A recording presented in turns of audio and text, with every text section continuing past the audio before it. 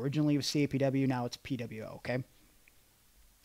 We talk about it a lot off air, but in general, I don't know if we understood at the time the exposure that Pro Wrestling Ohio had, because being on Sports Time Ohio, it was technically available in 4 million homes if you had a satellite dish or a sports package, not only in the United States, but in parts of Canada. So I don't know how often this happens to you. I was telling you about it pretty recently. I was in San Francisco. The promoter and like 12 fans walked up to me and said, they used to watch me on PWO all the time. I was in Texas last month. A kid I worked with told me that after the match that he had watched Johnny Gargano versus Gregory Iron, he was nervous about wrestling me, which was weird to me. So and when I hear those things, I should just be happy, but it's very frustrating because I don't know. At the time, we were like, 19 and 20, 20 and 21? Like, we didn't understand the type of exposure we were getting to that show. There was so much potential that it never lived up to. I mean, am I right here? Yeah, I mean, it probably could have been the number 2 company. And well, I mean, it had enough exposure, but I don't know if we had the talent because, okay, so when it began, Josh Prohibition was booking. Yep. He proposed a list for the promoter of talent to bring in, and it was a who's who of professional wrestling. Do you remember anybody on this list? I think like Brody Lee or Luke Harper, I guess, who eventually came, but he was on the list. I don't remember who else. Alex Shelley. Oh, yeah. Chris Sabin. Yeah. Sanjay Dutt. Petey Williams. It was a very heavy UWA hardcore. Yes. So that was as well. That was a promotion up in Canada, one of the best independent pro wrestling promotions at the time. So this list gets proposed. The promoter ends up saying, I have a budget of like $700 a show. So basically that list gets crumbled up and we get what we get out of Pro Wrestling Ohio. That's when we had our first real big match. Basically I had a concussion in real life, and we kind of played off of that in the storyline. It was this, you were a heel at the time. Yep. And I was obviously the handicapped, cerebral palsied baby face. I got a win over you. And then we did this storyline where this win ends up eating away at you because you have this pretty flawless record. You're teaming with Josh Prohibition, who is your mentor, both on screen and off camera. And even though you're getting all these wins, people are still reminding you that this guy with one arm had beat you in a match. And it culminated in a situation where you attacked me.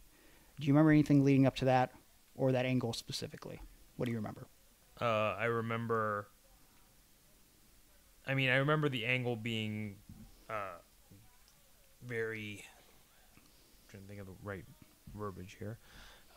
It was a very different feeling angle. It was a very different feeling, especially when I attacked you. Like the crowd was just a different vibe coming from it. Yeah. Like they obviously, like in this day and age, like I guess even in that day and age, like people kind of knew behind the curtain a little bit everything that was going on. But like people legitimately bought everything that was going on between us in that time period. And that angle like actually got me my TNA tryout too, because they saw it and they saw it was so good, and they actually, Bob Ryder from TNA actually watched PWO as well, and like that whole angle like just really caught his attention. It caught a lot of people's attention because that, like you said, we still get talked about it. People still talk to us about it today, and it's just I just remember that, and I remember the big blow off match we had probably really sucked. Looking back at it now, it was not a good match. Yeah, I mean, like last man standing matches kind of suck. They do. I think part of the problem was I watched that match not too terribly long ago, more than 2 years ago probably, and there was a lot of stuff that we never do anymore that we did in that match. But for the most part, the psychology wasn't what it could have been, and I think that's what bothers us most about it, because we really didn't play into the 10 count as much as we should. And I remember specifically, we both had to remind Tom Dunn, the referee, to count because we'd be down, and he just wasn't counting. And I don't think we played it up into it until the finish. And I feel like we probably went about 20 minutes. I think we were given we definitely weren't given 20. And I feel like we were rushing the ending. So it's like one of those things where, again, going back to what we were talking about, like being the biggest critics of our own work, We rushed the ending. But in general, we had to do an impromptu finish for that match. Do you remember that? Did the table? Was there something with the table that didn't? You were supposed to put me through a table. Yeah.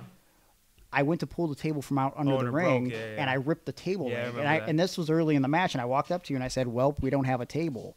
So. Oh yeah, I did it on the steps instead. Yeah, which actually worked out better. It was one of those situations where the audible was better than what we planned. I was gonna go off the steps through the table. Yeah, I'm very confident in what I do, but I don't want to go back and watch what I'm doing now and then overanalyze stuff. I don't know if that makes sense. Like, I don't want to go out of my way to watch my stuff now. I just know, like, I'm gonna see something and I'm gonna feel like I left like an opportunity on the table. Sure. And I can't go back and change it. Yeah. And I'm just gonna like think about it way too much. Yeah. And dwell on it and dwell on it and dwell on it.